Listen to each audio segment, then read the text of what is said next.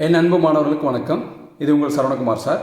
இன்னைக்கு கிளாஸில் நம்ம என்ன பார்க்க போகிறோம்னா இன்டகிரேட்டிங் ஃபேக்டர் எப்படி கண்டுபிடிக்கணும்னு சொல்லி நம்ம பார்க்க போகிறோம்.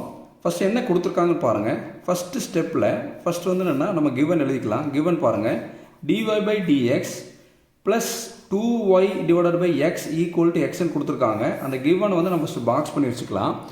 இதனுடைய ஃபார்ம் ஃபஸ்ட்டு இது என்ன ஃபார்மில் இருக்குதுன்னு பார்க்கணும். இது கொடுக்கக்கூடிய டிஃபரன்ஷியல் ஈக்குவேஷன் இந்த ஃபார்மில் இருக்குது. என்ன ஃபார்ம்னா dy by dx plus py equal to க்யூங்கிற ஃபார்மில் இருக்குது. dy by dx plus py equal to க்யூங்கிற ஃபார்மில் இருக்குது.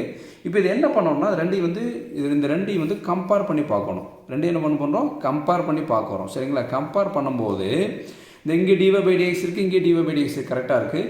இங்கே பாருங்கள், இங்கேயும் y இருக்குது, இங்கேயும் y இருக்குது. ரவுண்ட் பண்ணிக்கோங்க. ஒயினுடைய கோஎஃபிஷியன்ட் தான் p. ஒயினுடைய கோஎஃபிஷியன்ட் தான் p. ரைட் ஹேண்ட் சைடு என்ன இருக்கோ அது என்ன q. சரிங்களா? அப்போ இது யூஸ் பண்ணி நம்ம என்ன பியோட வேல்யூ கண்டுபிடிக்க போகிறோம். அடுத்து க்யூவோடது கண்டுபிடிக்க போகிறோம். பிங்கிற ஃபங்க்ஷன், க்யூங்கிற ஃபங்க்ஷன். அப்போது பிங்க பாருங்கள், ஒய்க்கு முன்னாடி இருக்கிறது தான் பின்னு சொல்லியிருக்கேன். இந்த ஒய்க்கு முன்னாடி என்ன இருக்குது பாருங்கள், இங்கே இருக்குது plus 2 divide by X, 2/x. அந்த சைனோட சேர்த்து எடுக்கணும். புரியுதுங்களா? அந்த ஒய் விட்டுருங்க. இங்கே என்ன இருக்குது, பி இருக்குது. இங்கே என்ன இருக்குது பாருங்கள், 2/x. அப்போ பியோட வேல்யூ என்ன 2/x. க்யூங்கிறது பாருங்கள், ரைட் ஹேண்ட் சைடு என்ன இருக்குது, எக்ஸ் இருக்குங்களா? அப்போ ஃபஸ்ட் ஸ்டெப்பில் PQ கண்டுபிடிச்சதுக்கப்புறம் செகண்ட் ஸ்டெப்பில் நம்ம என்ன கண்டுபிடிக்கணும்னா இன்டகிரேட்டிங் ஃபேக்டர் கண்டுபிடிக்கணும். செகண்ட் ஸ்டெப்பில் என்ன கண்டுபிடிக்க போகிறோம், இன்டகிரேட்டிங் ஃபேக்டர். அப்போ இன்டகிரேட்டிங் ஃபேக்டர் கண்டுபிடிக்கிற உண்டான ஃபார்முலா என்ன, e⁻∫ pdx. பவரில் e⁻∫ pdx. இந்த பிக்கு பதிலாக சப்ஸ்டியூட் பண்ணலாம். பியோட வேல்யூ என்ன கொடுத்துருக்காங்க பாருங்கள், 2/x. அப்போது integrating factor equal to e⁻∫ பிக்கு பதிலாக 2/x இங்கே dx.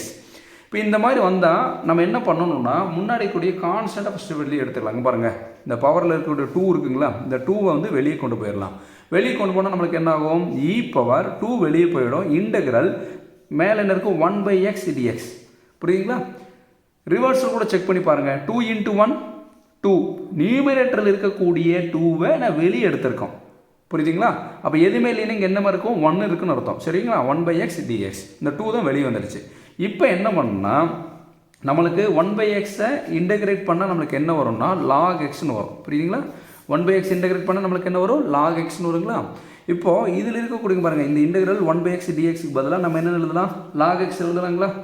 அப்போ என்ன வரும், e⁻2 log xன்னு வரும். இந்த 1/x dxக்கு பதிலாக நம்மளுக்கு என்ன வருது, log x. புரியுதுங்களா? இந்த மாதிரி இருந்ததுன்னா லாகுக்கு முன்னாடி நம்பர் வந்ததுன்னா நம்ம என்ன எழுதுவோம், அப்படி எழுதிட்டு log x. இந்த 2 பவரில் கொண்டு போகணும், எக்ஸினுடைய பவரில் கொண்டு போகணும். log x² எழுதுகிறோம். இது எப்படி நம்ம எழுதணும்னா, அதாவது n log mன்னு இருந்தால் இது என்ன எழுதலாம்னா log m⁻n எழுதலாம். சரிங்களா? n log m இருந்தால் இது எப்படி எழுதலாம், log m⁻n எழுதலாம். இப்போ என்னோட வேல்யூ 2. சரிங்களா? log m-ஓட வேல்யூ x. இப்படி இருந்ததுன்னா என்னென்னா log m⁻n இப்படி எழுதியிருக்கோம். பார்த்தீங்களா? இந்த 2வை தூக்கி பவரில் கொண்டு போய் கொடுத்துடணும். சரிங்களா? இந்த ரிசல்ட் யூஸ் பண்ணி தான் நம்ம எழுதியிருக்கோம். இப்போது log கேன்சல் ஆகிடுமா? அப்போ நம்மளுக்கு என்ன வரும், x² வரும். அப்போ இன்டகிரேட்டிங் ஃபேக்டர் ஈக்குவல் டு நம்மளுக்கு என்ன, x². ஓகேங்களா? இதுதான் கொடுக்கக்கூடிய கிவன் ப்ராப்ளத்துக்கு உண்டான ஆன்சர். Thank you students.